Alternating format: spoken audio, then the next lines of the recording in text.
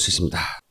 다 너 때문이야. 이런 얘기를 지난 5년간 들어왔는데 거기에 공개적으로 한 번도 변명을 하지 않았던 이정희 전 대표를 모시겠습니다.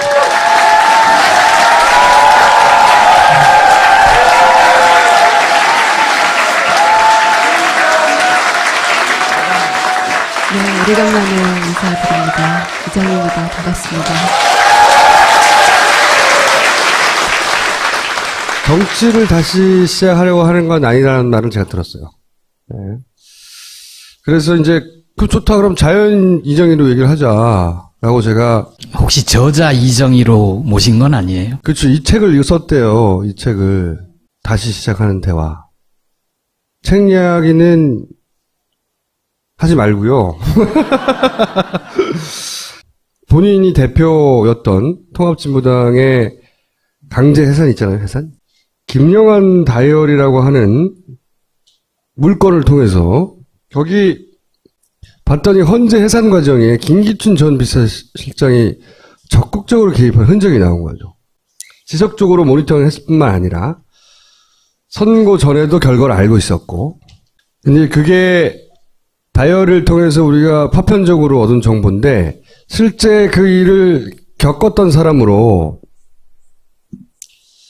당시에는 말할 수 없었는데 지금 이 자리에서 꼭 밝혀두고 싶은 몇 가지 지점이 있으면 일단 그 얘기부터 하죠.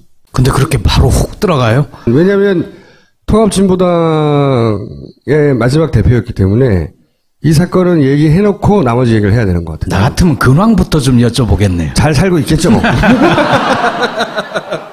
앞으로 정치를 하지 않겠다는 뜻을 얼핏 주변 지인한테는 밝히셨다고 하는데 앞으로 영원히 할지 안 할지 모르겠으나 안 한다 하더라도 이거는 마무리 지어야 된다 이거죠. 제가 보기에는 마지막 대표였기 때문에. 어떻게 이야기를 시작해야 할까요? 통합진보당 강제 해산 과정에 대해서는 당시 많은 여야 정치권에서 헌법재판소 결정을 존중한다는 것으로 일단락되어진 것처럼 여겨져 왔습니다.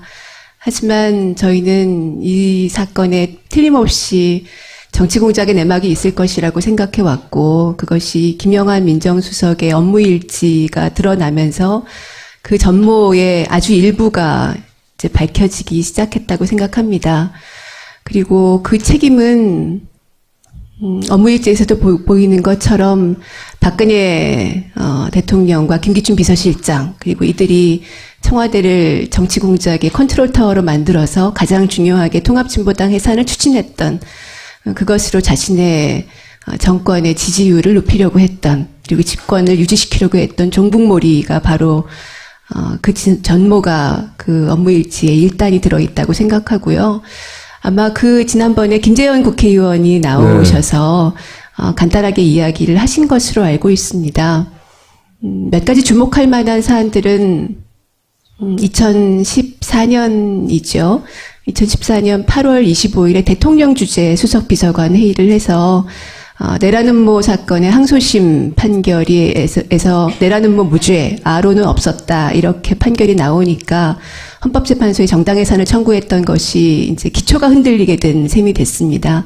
어떻게 할지를 법무부 TF와 같이 협의를 해서 종합대책을 박근혜 대통령 주재하에 마련하죠. 그리고 그것이 실행된 것들이 나와 있습니다. 10월 4일에는 연내선고라는 김기춘 비서실장의 메모와 함께 통합진보당 판결 연내선고할 거다 이렇게 나와 있고요. 그것은 당시에 내란음모 사건에 대해서 1심에서는 유죄, 2심에서는 무죄 이렇게 나왔기 때문에 보통 통상적으로는 3심까지 기다려보고 하는 것이 상식적일 것이다 이렇게 모두들 생각했는데 기다리지 않고 연내에 판결하겠다 이렇게 헌법재판소하고 입장을 맞춘 것으로 나와 있고, 그리고 그 이후에 즉각적으로 현재의 재판 절차들이 매우 빠르게 그 바뀐 방침에 따라서 진행이 됐습니다. 그리고 12월 17일 기억하시겠지만 이미 그 12월 19일 대통령 당선 2주년에 통합진보당 강제해산 판결이 있었는데요. 아, 그게 2주년이었죠. 맞아. 네. 맞춰서 한 그렇습니다. 거예요. 2주년. 네. 2주년 선물. 네. 네. 그런데 19일 이전인 이틀 전에 이제 판결 선고일자가 통보가 됐는데요. 이미 그 날짜에 이틀 전 15일 월요일에 이미 입수한 것으로 보이는 메모가 그 김영환 업무일지에 적혀 있었습니다. 통합진보당 해산. 해산 확정이라고 적혀 있었습니다. 선거 4일 전인 거죠, 그러니까. 그렇습니다. 예. 그래서 헌법재판소의 재판관들, 특히 의심스러운 대목은 박한철 헌법재판소장이지요. 왜냐하면 10월 달에 이미 연내선고라는 말이 나오자마자 얼마 직후에 박한철 소장의 새누리당 의원들 포함해서 국회의원들이 있는 자리에서 연내선고할 것이다 이렇게 이야기를 했었던 적이 있기 때문에 그 헌법재판소의 소장 또는 재판관 내부자와 내통이 있었을 것으로 여겨집니다.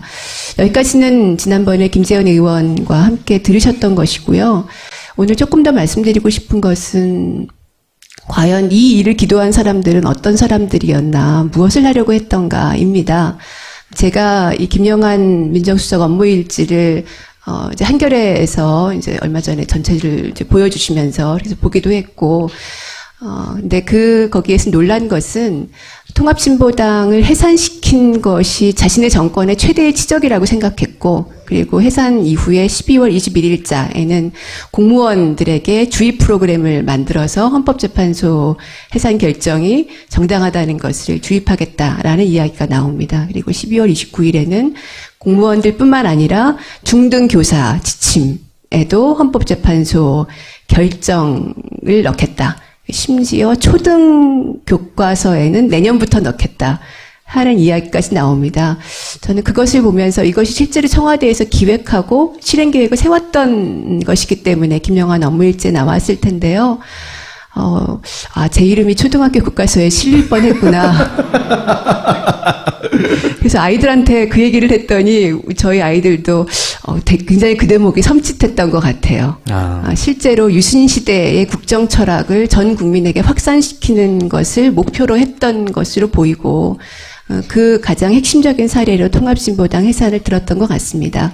그래서 최근에도 박근혜 대통령이 본인이 가장 잘한 일이 뭐라고 생각하냐, 황교안 총리도 마찬가지인데요. 통합진보당 해산이다 이렇게 이야기하는 것이 그동안 이 한국 사회에 쌓여왔던 70년의 분단의 적대의식, 그리고 끊임없이 내부의 적을 누군가를 찾아내서 이 사람들 때문에 우리가 불안해라고 불안감을 조성하고 이 사람들을 때려잡아야 돼라는 어떤 적대감, 증오, 이것을 불러일으키면서 자신들이 이런 내부의 적들로부터 나라를 지켜줄 사람이야 라고 국민들에게 주입시키고 싶었던 그 생각이 아직도 남아있지 않는가. 이제는 이런 생각을 더 이상 하지 못하도록 탈출하는 것이 박근혜 정권, 이명박 박근혜 정권 9년이 남긴 쌓이고 쌓인 적폐에서 탈출하는 것 아니겠나, 이런 생각을 해보게 됩니다. 생각해보면 통합진보당이 그렇게 자신들한테 위협이 되는 세력은 아니었잖아요. 그렇습니다. 국회 내에서도 적은 의석수밖에 네. 없고. 복잡하게 생각하지 마시고 토론회 때 최순실이 그 토론을 보고 미운 거예요. 저는 최순실과 관련된 모든 사안들은 아주 심플하게 이해해서 돈이나 미운 거예요. 그랬을 수 있겠죠. 그리고 김기춘 비서실장 같은 경우에는 이 좌파의 씨를 말려야 된다. 네. 그것이 자신의 이 땅에 태어난 목적이라고 생각하는 사람이라 이런 결과가 나온 거죠. 네. 그래서 기억을 잘 모르시는 분들이 많은데 2심에서 무죄가 났어요. 우리가 남아있는 기억은 해산된 것밖에 없잖아요. 2심에서 무죄가 났다고요. 그래서 이거는 해산이 안 될 거라고 다들 전망을 했거든요. 근데 혹여 대법원에서 무죄가 나면 안 되잖아. 그러니까 그 전에 해산시켜버린 거죠. 그거예요, 심플하게. 그렇게 만들 수 있는 힘을 가진 사람들은 그때 뭐 대통령밖에 없는 거지. 대통령이 그렇게 하라고 한 거지. 그렇게 보입니다. 네, 김기춘이 그렇게 실행을 한 것이고, 실제로는 2심에서는 무죄가 났던 거예요. 해산이 안 될 가능성이 대단히 높았던 거예요. 아론은 없다고. 응? 내란 음모는 없다고 나왔거든. 기억 안 나죠? 안 나지? 대법원 판결도 역시 항소심 판결과 같이 네. 내란 음모도 없었고 네. 아로도 없었다, 이렇게 판결이 났습니다. 그 판결이 난 것이 정당해산 판결이 나고 나서 한 달여 뒤였는데요. 그 대법원 판결을 받아보고 나니까 굉장히 허탈하더라고요. 너무 골 때리는 거죠. 돌이킬 수가 없어요, 근데. 진짜 억울한 거지. 말도 안 되는 사건인 거예요. 이거는 통합진보당이 주장했던 정치적 지향에 내가 동의하고 안 하고의 문제가 아닌 거예요, 전혀. 자꾸만 통합진보당이 싫어, 이정현 싫어, 앞에 깔고 얘기하는데 상관없는 거야. 너가 싫다고 죽여야 되나? 아니잖아. 자, 근데 하여튼 최순실 때문에 내가 보기엔.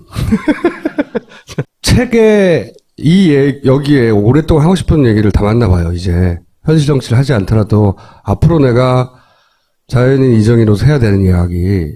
두 가지 큰 주제가 있다고 제가 들었거든요. 제가 한 3분 정도 들을 테니까. 네. 고맙습니다. 3분을 주셔서요. 먼저 전제해야 될 것은 그러니까 정치를 하지 않는다라는 표현은 그동안 제가 하지 않아 왔습니다. 왜냐하면 한국 사회에서 살아가는 또는 모든 어디에 살아가든 많은 사람들이 존재하는 것만으로도 정치에 참여하고 정치적인 의견을 내놓고 있는 것이잖아요. 그래서 정치를 하지 않는다는 그 표현하는 건 잘 맞지 않는 것 같아서 그 표현은 쓰지는 않았고요. 다만 이제 현실 정치라고 흔히들 뭐 직업적인 정치인들이 하는 것을 표현한다면 제가 그런 것을 지금 할 수 있는 일단 면목이 너무 없어서 너무 죄송스럽고 그래서 그런 일들은 잘 아마 지금 하지 않는다는 표현을 이제 해주신 걸로 보이고요. 책은 두 가지 이야기를 썼습니다. 첫 번째는 박근혜 대통령의 당선 그리고 박근혜 최순실 게이트는 도대체 무엇이 만들어낸 것이냐. 이걸 이 시점에서 한번 짚어볼 필요가 있지 않을까 생각합니다. 그러니까 속아서 뽑은 것일까에 대해서 저는 아니야, 속은 거 아닌 것 같아. 우리 국민들이 속을 만큼 그렇게 수준이 낮은 사람들이 아니야. 사실 저는 그렇게 생각했어요. 부정선거예요, 부정선거. 굉장히 오늘 쉽게 얘기하는데. 네, 그럴 가능성과 또 함께 또 하나는 당시에 그 선거를 앞두고 온갖 종편들이 종북몰이를 했지 않습니까? 국정원의 댓글 부대가 한 것이 종북몰이고요. 통합진보당의 해산, 야권연대 파산 역시 종북몰이로 만들어냈죠. 그런 상황에서는 국민들이 그동안 70년 분단 속에서 살아오면서 어쩌면 이게 색깔론의 색안경을 자신도 모르게 끼게 되는데 이것이 종북몰이가 하도 심하다 보니까 이번 대통령은 적들로부터 있을지도 모르는 북으로부터 또는 내부에 있을지도 모르는 적들로부터 대한민국을 지켜야 될 사람은 누구냐 라는 어떤 판단 기준으로 암암리에 만들어져 왔던 것이 아닌가 생각합니다. 그런 상황에서는 아무리 어떤 후보가 군복을 한번 입고 나온다고 해도 그런 기준으로 놓고 보면 박근혜밖에 찍을 사람이 없다고 생각하는 결론을 내리는 분들이 있었겠죠. 저는 우리 사회가 이명박 박근혜의 적폐로부터 이제 탈출하려면 이 종북몰이로부터 이제는 끝을 한번 내야 되겠다 이런 생각을 하고 이 책에 한마디를 썼고요. 또 하나는 진보정치가 진보정당이 그때 몰락했던 것이 우리 내부의 문제 그리고 진보정치가 스스로 재활대를 못했던 문제에 분명히 책임이 있다고 생각합니다. 제가 가장 큰 책임자이고요. 그 첫 번째는 진보정치의 존재 가치, 존재 의미. 이렇기 때문에 진보정당은 꼭 필요해. 어떤 특별한 유명한 정치인이 있지 않더라도 진보정당은 꼭 있어야 되겠어 라고 하는 것을 저희가 17년 진보정당을 하면서 제대로 국민 여러분께 말씀드렸던가. 한국 사회 가장 중요한 문제인 비정규직 문제, 청년 노동 문제에 대해서 얼마나 책임있게 진보정당다운 책임을 대안을 내놓고 실행했던가 하는 점에서 부끄러움이 굉장히 많습니다. 내부의 갈등이 국민 여러분께 굉장히 큰 실망을 드렸을 것이고요. 이런 문제들을 극복해 나가면서 진보정치가 다시 한번 존재 의미, 진짜 진보정당은 유명한 사람 아무도 없어도 평범한 사람들이 만들어 나가는 사람들이 사람답게 살고 주권자로서 국민이 존재할 수 있게 하는 그 과정에서 진보정당이 꼭 있어야 되겠다. 이것을 어떻게 만들어 나갈 것인지, 비정규직 문제, 청년 노동 문제를 어떻게 하면 풀어나갈 수 있을 것인지, 갈등을 어떻게 하면 줄이고 미래로 함께 나아갈 수 있을 것인지 이런 문제에 대해서 말씀을 드리고 대화를 나누고 싶어서 이 책을 썼습니다. 그 마지막은 촛불혁명의 주인공들에게 네. 이런 챕터던데 네, 네. 거기서 하고 싶으신 말씀은 어떤 거였어요? 정치에 대해서 혐오를 가지신 분들이 많잖아요. 정치가 더럽다고 생각하시는 분들이 많으시고, 그런데 저는 정치에 대해서 지금은 혐오로 대응하실, 말하자면 선거 보이콧 이렇게 대응하실 때가 아니라 적극적으로 참여하셔야 될 때라는 말씀을 다시 한번 드리고 싶었어요. 왜냐하면 한국 정치는 보이콧가 얼마나 무서운 것인지를 체감할 수 없는 장치를 이미 만들어 놨거든요. 아무리 적은 수가 투표를 해도 당선이 됩니다. 심지어 경쟁자가 없으면 무투표 당선이 됩니다. 모든 선거에서. 그래서 의사표시를 하지 않고 그냥 무시하면, 외면하면 그것이 곧 찬성의 뜻으로 오해될 소지가 굉장히 크다는 것이죠. 그래서 정치가 아무리 혐오스럽더라도 지금은 참여하셔서 바꾸셔야 할 때다. 이 말씀을 드리고 싶었고요. 또 하나는 이번 이제 박근혜 최순실 게이트를 보면서 엄청난 어마어마한 돈이 오가고 수많은 기업들이 뇌물을 주고 그리고 수많은 부정과 비리들이 있었잖아요. 이것을 고작 한두 사람이 실행할 수 없는 것 아닙니까? 매우 많은 증인들이 있을 수밖에 없지요. 그런데 지금까지 아무에게도 알려지지 않은 채로 꼭꼭 닫힌 채로 몇 년을 온 거잖아요. 이것을 앞으로 예방하기 위해서 우리는 이런 상황을 극복하기 위해서 무엇을 해야 될까?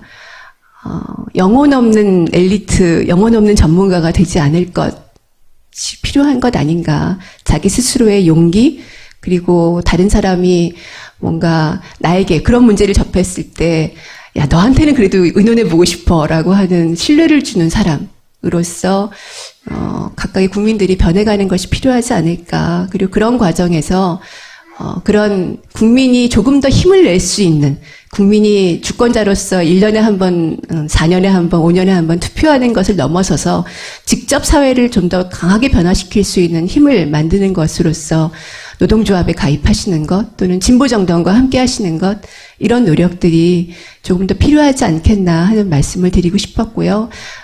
책에서 조금 더 차분하게 접해보실 수 있을 것 같습니다. 다만 이것은 저도 아직 숙고가 부족하고 그동안 경험도 작기 때문에 여러 가지 미흡한 점들이 있을 것 같습니다. 제가 이 책에서 말씀드리고 싶었던 것은, 시도하고 싶었던 것은 대화입니다. 이야기를 나누고 싶다. 그럼 진보 앞으로- 정치가 아주 멀었다면 가깝게. 그럼 이 책을 내고 앞으로 북콘서트를 하면서 대화를 하는 거예요? 북콘서트를 하기에는 정말 제가 너무 면목이 없고요. 대화를 어떻게 책만 내고 나서 대화를 할 창구가 없잖아요. 좀 더 이야기를 많이 듣고 싶기 때문에 저는 근데 그동안 그런 자리를 혼자 만들었으면 꽁꽁 싶기도 숨어 있었어요. 했어요. 혼자. 왜 안 나오고. 그렇게 나오라고 해도 내가 안 된다고. 사실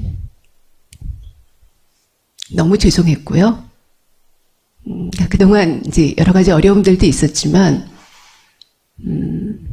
이제 통합진보당이 해산되면서 저희에게 제가 가장 가슴이 아팠던 것은 어쨌든 저희가 굉장히 적은 수고 또 국민들의 마음에서 많이 떠나 있었지만, 그래도 정부 여당에 대해서 이런 일은 하면 안 돼, 이건 잘못된 거야 라고 말하는 최소한의, 그냥 아주 최소한의 보루 정도의 역할을 조금이나마 하려고 노력했다고 생각해요.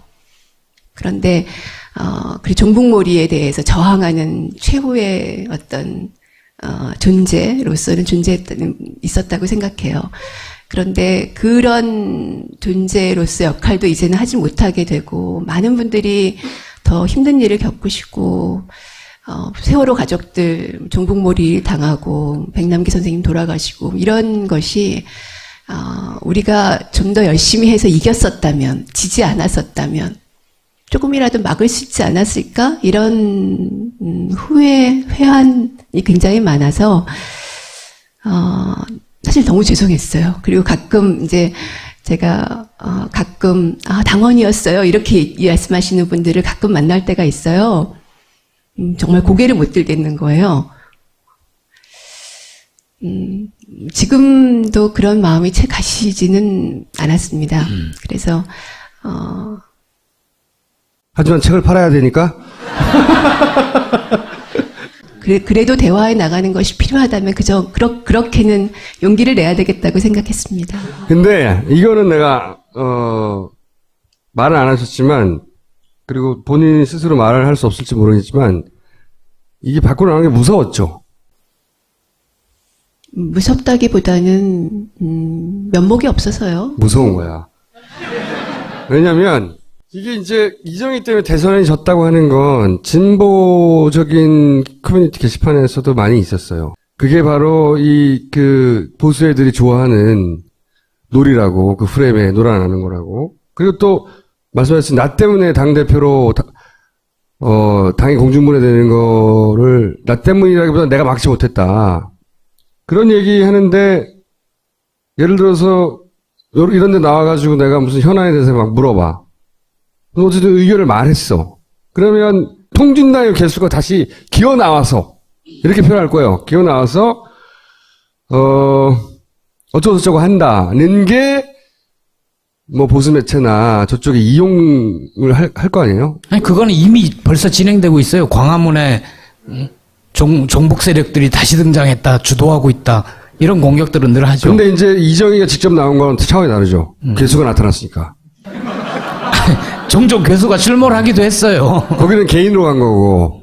그런데 그렇게 내가 나가는 것이 혹여 이 전국에 그들에게 이용당해 피해를 줄까봐, 혹은 나의 어쨌든 동지들에게 피해가 될까봐, 본인이 아닌데, 그렇게 이용당할 걸 두려워했죠. 했어. 이 방송을 보고 적절하지 않은 타이밍이라든가 이 방송 때문에 결국 또 쟤네들이 통진당 개수를 길거리에 끌어내서 이용할 텐데 이 타이밍이 왜 나왔냐고 말할 사람도 있어. 하지만 그런 타이밍은 따로 없어 이제. 그리고 그런 소리를 하는 사람들이 바로 이 보수 프레임의 자양분이에요. 그걸 먹고 보수 프레임은 잘하는 거예요. 그 프레임 자체를 깨부시려고 하지 않고 그 안에서 조심하는 걸로 걔네를 이길 수 없다고 라고 내가 변명해 놓고 삼성 이재용 부회장 영장이 청구됐잖아요. 네. 네. 이 영장은 당연히 발부되기를 모두가 바래요. 어떻게 전망하십니까? 그리고 왜 발부돼야 되죠? 법률가로서 얘기 한번 해주세요. 법률가로서. 법률가로서 말씀드리면 당연히 증거인멸의 우려죠. 이미 이제 삼성 내에서 증거인멸을 지시했다, 진행하고 있다는 것이 지난번 영장 처음 청구됐을 때도 특검에서 제시했던 것으로 알고 있고요. 그리고 그 이후에 증거인멸의 우려라는 것은 이재용 씨가 전체적으로 이 사건의 가장 중심에 있고, 그리고 삼성의 그 일을 담당했던 모든 사람들에 대해서 지휘 관계에 있기 때문에 그 말들을 맞출 가능성이 굉장히 높다는 이런 점에서 증거인멸의 우려는 그때도 지금도 상당히 높다고 볼 수 있겠고요. 지금 이제 영장을 발부한다는 의미는 아마 이런 것일 것 같습니다. 삼성은 지금까지 언제나 살아있는 권력이었죠. 정치 권력은 때로 없어져 가기도 했지만 박근혜도 지금 사라져가는 권력인 거잖아요. 하지만 삼성은 여전히 살아있는 권력이고 늘 헌법과 법률의 위에 있었죠. 필요하면 자기가 원하는 법을 만들어요. 그렇죠. 이 삼성도 헌법과 법률의 지배하에, 국민의 민주주의의 지배하에 있다는 것을 분명히 이야기하고, 그 최순실과 정유라에게 간 돈이 어디에서 나온 것이냐. 바로, 국민들이, 하청 노동자들이 실명해가면서 만든 삼성의 물건, 또 백혈병에 걸려가면서 만든 삼성의 물건, 그런 그 피와 땀에서 나온 것이잖아요. 그것이 수백억이 한 개인의 박근혜, 최순실, 정유라 그 개인의 이익을 위해서 갔다는 것은 더군다나 삼성의 이재용의 경영권 승계 문제 때문에 그 대가로 갔다는 것은 굉장히 심각한 문제라고 보기 때문에 살아있는 권력에 대해서 단죄할 수 있어야 정말 사법권이 민주주의의 한 기둥으로서 존재하는 것이다라고 법률가로서 생각합니다. 영장은 그래서 발부될 것 같다고 보세요? 저는 기각된다에 팔을 걸었거든요. 법률가들은 원래 예측을 잘 안 하는데요. 굳이 건다면 한 6대4 정도로 발부된다에 저는 걸어보겠습니다. 일단 헌재가 인용이 돼야 한다고 생각하는 건 너무 당연할 텐데 법률가로서 인용돼야 되는 이유를 한 번 말씀해 주시고 또 전망을 해주세요. 두 번째로.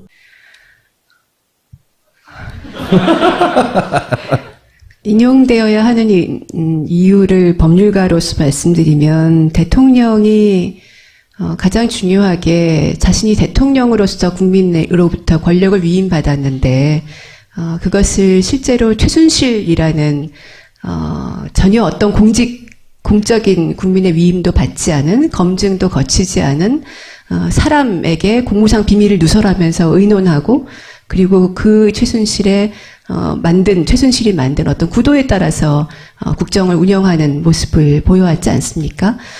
대통령으로 당선된 사람은 자기인데 다른 사람에게 권력을 사실상 위임한 것이나 마찬가지의 결과가 된 거죠. 이것이 국민주권주의의 위배고 국민들의 대통령 선거를 사실상 무력화시킨 것이라고 생각합니다. 그런 점에서 중대한 헌법 위반이 있고 이것은 이미 10월 25일이지요. 대통령 10월 26일인지 정확치 않은데요. 대통령이 스스로 최순실에게 여러 가지를 물어봤다 이렇게 자백한 것이잖아요. 그래서 이미 그 시점에 이 탄핵 이유는 확정됐고 탄핵은 인용되어야 되는 것으로 당연히 이미 결론은 내려졌다고 생각합니다. 이제 그 이후에 뭐 뇌물죄 등도 역시 증거로 지금 그 안종범 수석이라든가 여러 가지 증거들로 분명하게 드러나고 있어서 인용 결정이 나와야 되는 것은 당연한 것으로 생각하는데요. 다만 저도 우려가 있습니다. 그러니까 이제 말씀 주신 대로 헌법재판소의 재판관 구성 자체가 상당히 편향되어 있다는 것은 이미 통합진보당 해산 결정에서 8대1로 드러난 것이잖아요. 그래서 그것이 그런 편향된 구성 때문에 사실상 야당 추천 인사 한 사람 이외에는 다 정부 여당의 입김이 들어간 사람으로 재판관이 구성되고 있는 것이죠. 이런 점에서 과연 기각 결정이 나올 가능성이 0%도 없다. 이렇게 장담할 수 없다고 생각합니다. 국민들께서 의사를 좀 더 정확하게 표명해 주시고 야당들도 역시 헌법재판소 결정에 대해서 승복하겠다라는 차원의 이야기가 아니라 헌법재판소가 분명히 어떤 결정을 내려야 되는지를 국민의 의사를 정확하게 전달하는 역할을 해야 된다고 생각하고 만약에 헌법재판소가 인용 결정을 내리지 않고 기각한다면 그것은 헌법재판소의 역할이 도대체 이런 일을 감당할 수 있는 기관이냐, 구성이 제대로 되어 있느냐, 헌법재판소한테 이런 걸 맡기지 말고 앞으로는 아예 대통령 국민소환제를 도입해야 되지 않겠느냐 하는 것으로 논의가 이어져야 한다고 저는 생각하고요. 이런 법률가로서 생각과는 조금 더 한 발 더 나가면 뭐 저자로서 드리는 말씀이기도 한데 기각된다면 오판이죠. 분명하게 국민들이 이미 본인 스스로 박 대통령이 자백했고 범법 위반 사실을 자백했고 국민들이 범죄 사실의 증거를 알고 있는데 기각한다면 오판인 것이죠. 그런데 이 오판에 대해서 어떻게 할 것이냐. 탄핵 절차라는 것은 국민들이 이미 정치적 판단을 내리고 이 대통령은 민주주의를 더 이상 끌어갈 수 없다고 생각하고 퇴진을 요구한 것입니다. 그 절차의 하나로 헌법재판소에 일을 하나 맡긴 거죠. 근데 이 일을 제대로 하지 못했다는 거죠. 헌법재판소가. 그렇게 된다면 당연히 국민들로서는 원래 가지고 있던 요구를 계속 밀고 나갈 수밖에 없고 하나의 판결이나 또는 하나의 법률은 이 국민들이 민주주의를 위한 저항권 행사에서 가로막을 수 있는 것이 되지 못한다고 생각합니다. 국민들의 저항권 행사라는 것은 이미 87년 헌법이 만들어 놓은 4.19 혁명의 정신을 계승한다는 데서 이미 우리 헌법이 받아들이고 있는 것이거든요. 저는 그것이 바로 우리 국민들이 진보 정치와 함께 가져야 할 상상력이라고 생각합니다. 가로막히지 말고 헌법과 법률과 어떤 하나의 판결을 가로막히지 말고 민주주의를 위해서 한국 사회가 어떻게 변화해야 되는지를 꾸준히 밀고 나가는 힘, 그것이 바로 작년 겨울부터 시작된 촛불 혁명이라고 생각하고요. 이것이 민주주의의 완전한 완성으로 주권자 선언의 승리로 귀결되기를 바랍니다. 별로 비문이 없어요. 비문이 길게 얘기하는데 딱질세게 아주. 혹시 내가 여기 나가면 꼭 이 말은 하고 와야지 이런 거 있었어요? 근데 안 물어봐서 못하는 게 있나요? 많이 죄송하다는 말씀을 드리고 싶었습니다. 자, 여기까지 하겠습니다.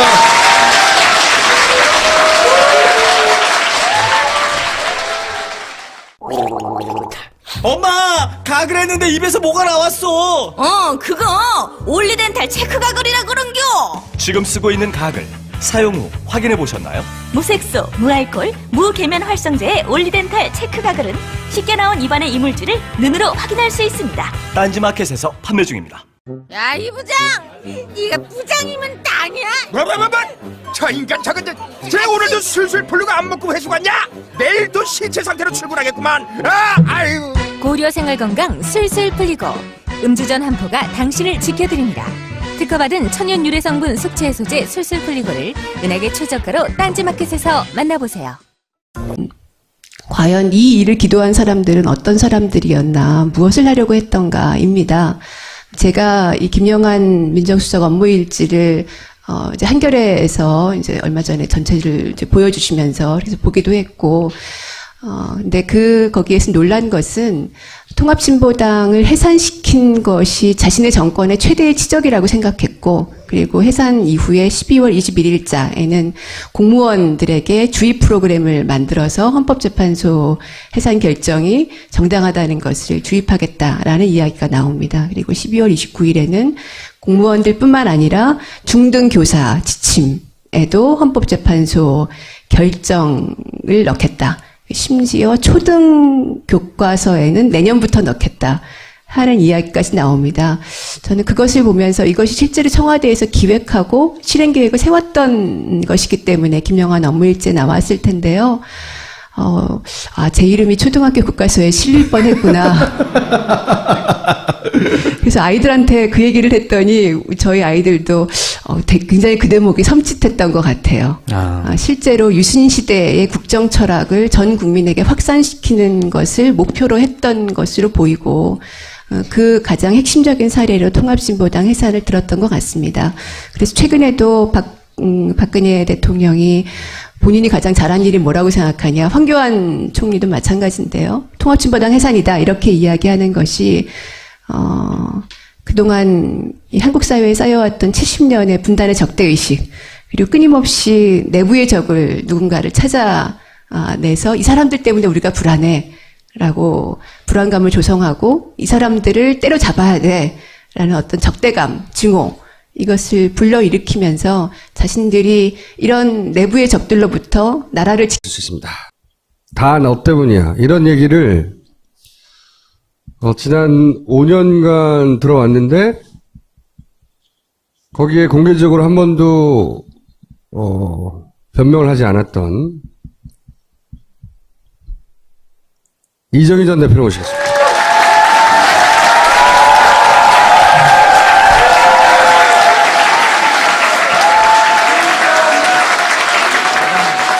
네, 오래간만에 인사드립니다. 이정희입니다. 반갑습니다. 정치를 다시 시작하려고 하는 건 아니라는 말을 제가 들었어요. 네. 그래서 이제 그 좋다 그럼 자연 이정희로 얘기를 하자라고 제가. 혹시 저자 이정희로 모신 건 아니에요? 그렇죠. 이 책을 썼대요. 이 책을 다시 시작하는 대화. 책 이야기는 하지 말고요. 본인이 대표였던 통합진보당의 강제 해산 있잖아요. 해산.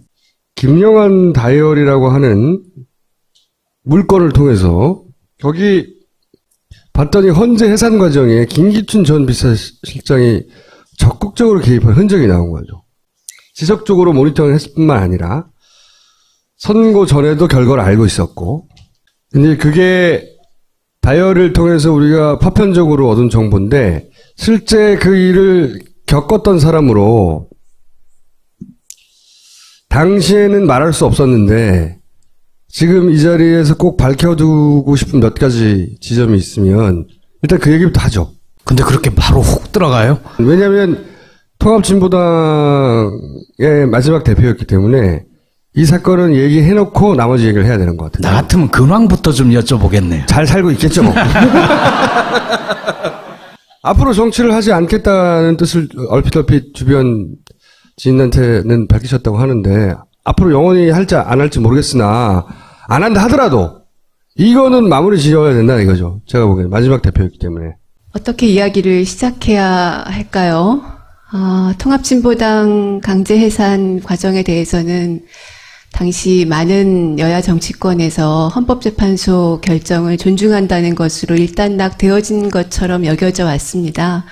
하지만 저희는 이 사건에 틀림없이 정치공작의 내막이 있을 것이라고 생각해 왔고, 그것이 김영환 민정수석의 업무일지가 드러나면서 그 전모의 아주 일부가 이제 밝혀지기 시작했다고 생각합니다. 그리고 그 책임은 업무일지에서도 보이는 것처럼 박근혜 대통령과 김기춘 비서실장, 그리고 이들이 청와대를 정치공작의 컨트롤타워로 만들어서 가장 중요하게 통합진보당 해산을 추진했던, 그것으로 자신의 정권의 지지율을 높이려고 했던, 그리고 집권을 유지시키려고 했던 종북몰이가 바로 그 전모가 그 업무일지에 일단이 들어있다고 생각하고요. 아마 그 지난번에 김재현 국회의원이 나오셔서 간단하게 이야기를 하신 것으로 알고 있습니다. 몇 가지 주목할 만한 사안들은 2014년이죠. 2014년 8월 25일에 대통령 주재 수석비서관 회의를 해서 내란음모 사건의 항소심 판결에서 내란음모 무죄, 아로는 없었다, 이렇게 판결이 나오니까 헌법재판소에 정당해산을 청구했던 것이 이제 기초가 흔들리게 된 셈이 됐습니다. 어떻게 할지를 법무부 TF와 같이 협의를 해서 종합대책을 박근혜 대통령 주재하에 마련하죠. 그리고 그것이 실행된 것들이 나와 있습니다.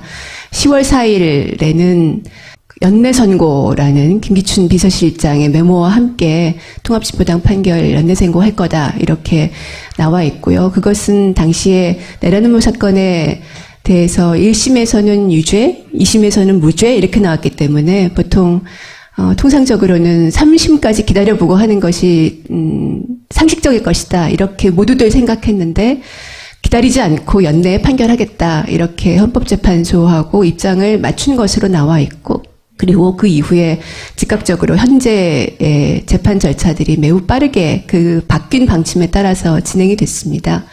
그리고 12월 17일 기억하시겠지만 이미 그 12월 19일 대통령 당선 2주년에 통합진보당 강제해산 판결이 있었는데요. 그 2주년이었죠, 맞아. 네. 맞춰서 한 그렇습니다. 거예요, 2주년. 네. 2주년 선물. 네. 네. 그런데 19일 이전인 이틀 전에 이제 판결 선고일자가 통보가 됐는데요.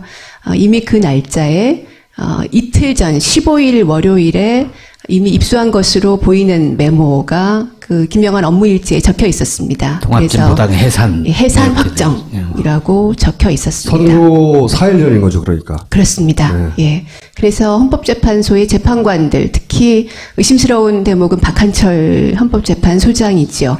왜냐하면 10월 달에 이미 연내선고라는 말이 나오자마자 얼마 직후에 박한철 소장이 새누리당 의원들 포함해서 국회의원들이 있는 자리에서 연내선고할 것이다, 이렇게 이야기를 했었던 적이 있기 때문에 그 헌법재판소의 소장 또는 재판관 내부자와 내통이 있었을 것으로 여겨집니다. 여기까지는 지난번에 김재현 의원과 함께 들으셨던 것이고요. 오늘 조금 더 말씀드리고 싶은 것은 지켜줄 사람이야 라고 국민들에게 주입시키고 싶었던 그 생각이 아직도 남아있지 않는가. 이제는 이런 생각을 더 이상 하지 못하도록 탈출하는 것이 박근혜 정권, 이명박 박근혜 정권 9년이 남긴 그 쌓이고 쌓인 적폐에서 탈출하는 것 아니겠나, 이런 생각을 해보게 됩니다. 근데 생각해보면 통합진보당이 그렇게 자신들한테 위협이 되는 세력은 아니었잖아요. 그렇습니다. 국회 내에서도 적은 의석수밖에 네. 없고. 복잡하게 생각하지 마시고 토론회 때 최순실이 그 토론회 보고 미운 거예요, 저는 최순실과 관련된 모든 사안들은 아주 심플하게 이해해서 돈이나 미운 거예요. 그랬을 수 있겠죠. 그리고 김기춘 비서실장 같은 경우에는 이 좌파의 씨를 말려야 된다. 네. 그것이 자신의 이 땅에 태어난 목적이라고 생각하는 사람이라 이런 결과가 나온 거죠. 네. 그래서 기억을 잘 모르시는 분들이 많은데 2심에서 무죄가 났어요. 우리가 남아있는 기억은 해산된 것밖에 없잖아요. 2심에서 무죄가 났다고요. 그래서 이거는 해산이 안 될 거라고 다들 전망을 했거든요. 근데 혹여 대법원에서 무죄가 나면 안 되잖아. 그러니까 그 전에 해산시켜버린 거죠. 그거예요, 심플하게. 그렇게 만들 수 있는 힘을 가진 사람들은 그때 뭐 대통령밖에 없는 거지. 대통령이 그렇게 하라고 한 거지. 그렇게 보입니다. 네, 김기춘이 그렇게 실행을 한 것이고 실제로는 2심에서는 무죄가 났던 거예요. 해산이 안 될 가능성이 대단히 높았던 거예요. 아론은 없다고. 응? 내란 음모는 없다고 나왔거든. 기억 안 나죠? 안 나지? 대법원 판결도 역시 항소심 판결과 같이 예.